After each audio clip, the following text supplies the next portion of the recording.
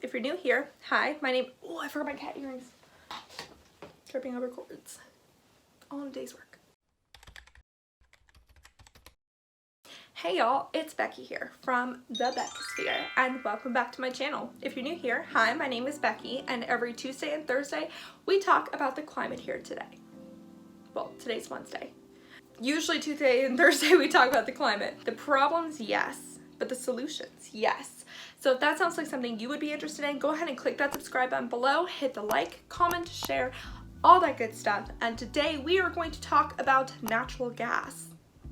Natural. First of all, what is natural gas? So natural gas is basically created when organisms died millions of years ago, and through the decomposition, the gases that build up, which is primarily methane, get caught in the cracks of the earth. Now, as a reminder, methane is a very potent greenhouse gas. While it has a shorter lifespan or shorter half-life than carbon dioxide, it is way more potent of a greenhouse gas than carbon dioxide.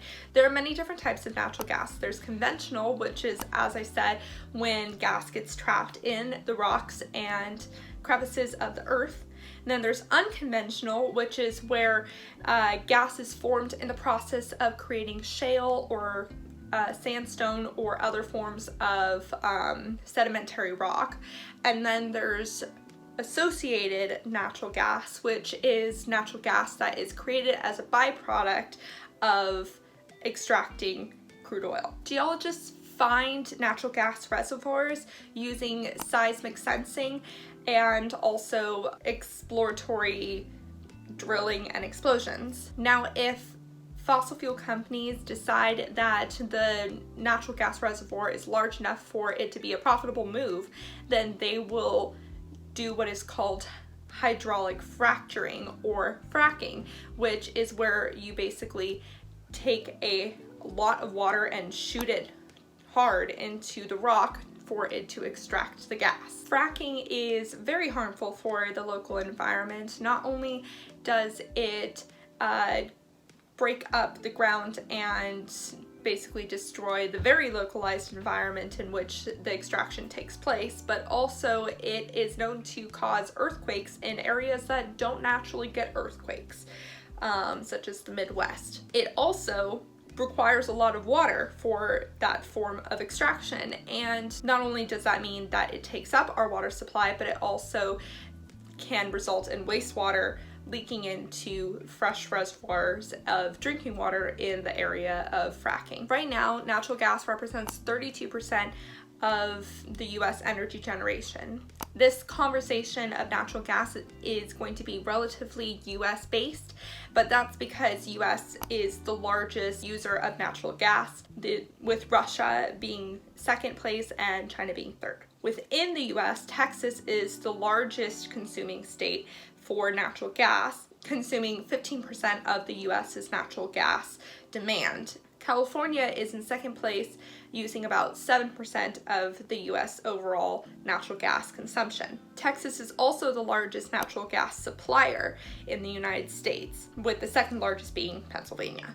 One reason why natural gas is so appealing is that it is so cheap. This is partially due to improved technology for exploration and extraction of natural gas. Natural gas is also considered more efficient to other fossil fuel counterparts because it can produce more electricity with less carbon dioxide output. Natural gas is also considered more efficient to other fossil fuel counterparts because it can produce more electricity with less carbon dioxide output.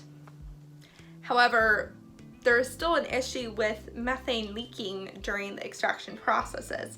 A recent study by the Environmental Defense Fund found that 3.7% of natural gas, primarily methane, extracted from the Permian Basin in Texas leaked into the atmosphere. Now, if this is an average representation of the leakage in the natural gas industry, then that will be 60% higher than the EPA estimates. Basically, the methane leakage needs to drop to zilch by the next 5 years if natural gas is going to attempt to remain relevant during the energy transition. Many people think that natural gas is a strong contender for a fossil fuel to survive the energy transition because it is so cheap, it is consistent, so it doesn't require battery storage like wind or solar, and it's a well-known form of method to transition from oil and coal. While the natural gas industry is still growing, it is growing about the same speed as solar and wind now, which means that it's no longer growing at an exponential rate like it used to be. In addition to that, with the S&P factoring in more environmental and health impacts of certain industries, in 2020, natural gas lost 17.3% of its share. This might mean that it just would make sense to then move the natural gas to more forms of renewable energy, such as wind and solar, as well as already existing infrastructure for nuclear and hydropower, and as well as something like hydrogen, which, even though it is a common byproduct of natural gas, so the hydrogen industry is kind of dependent on natural gas to some extent, it doesn't mean that hydrogen can solely be made from natural gas. The only way that natural gas can really survive the energy transition is if it were to basically drop its greenhouse gas emissions down to next to nothing. And there are some projects that are trying to work on that. A Colorado-based B Corp company called Project Canary has developed a responsibly sourced gas certification, which means that any energy company that were to receive that certification ensures that its overall energy generation process is found to be as environmentally friendly as possible. The company is working with Kinder Morgan to get the natural gas energy value chain below 1% methane emissions, but this doesn't negate the other environmental impacts of the extraction process.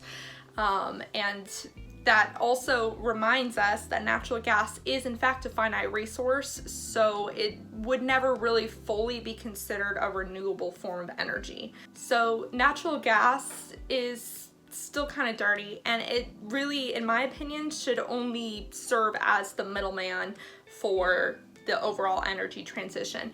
That means that it can only be allowed to grow if it is growing in place of coal and oil.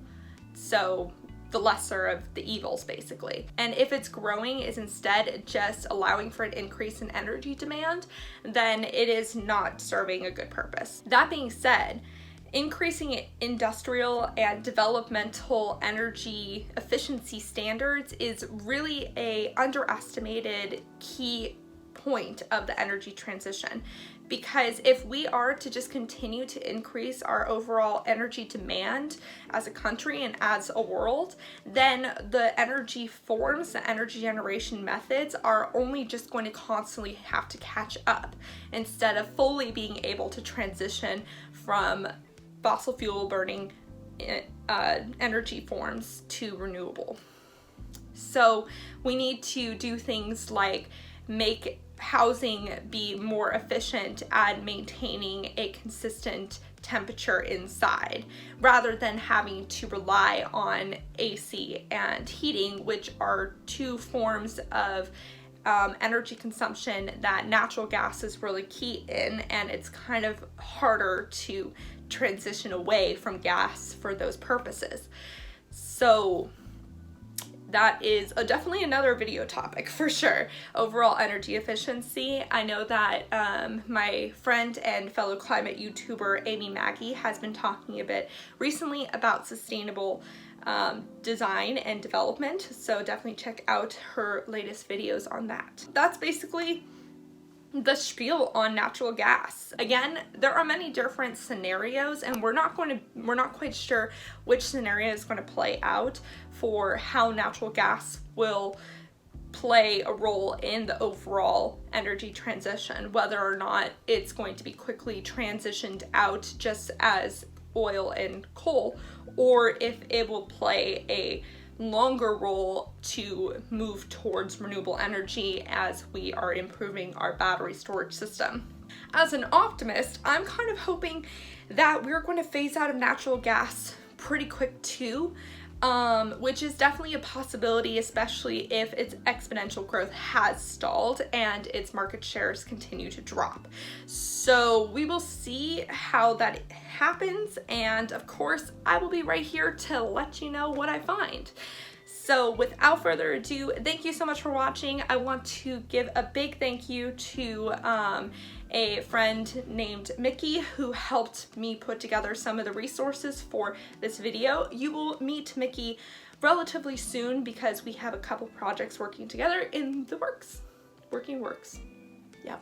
Remember, tomorrow is the Climate Book Club. We are on the second to last section of All We Can Save, so that's very exciting. So make sure you join for that. The next book we are going to be reading is Bill Gates' book, How to Avoid a Climate Disaster. So look forward to that. That's something that Mikey is working on with me. And yeah, I have one other surprise video coming up, but I won't say what it is. But a hint is my shirt. Without further ado, I hope you have a great rest of your day. Remember to talk about the climate every single day and to support your local news organizations, and I will see you all later. Bye!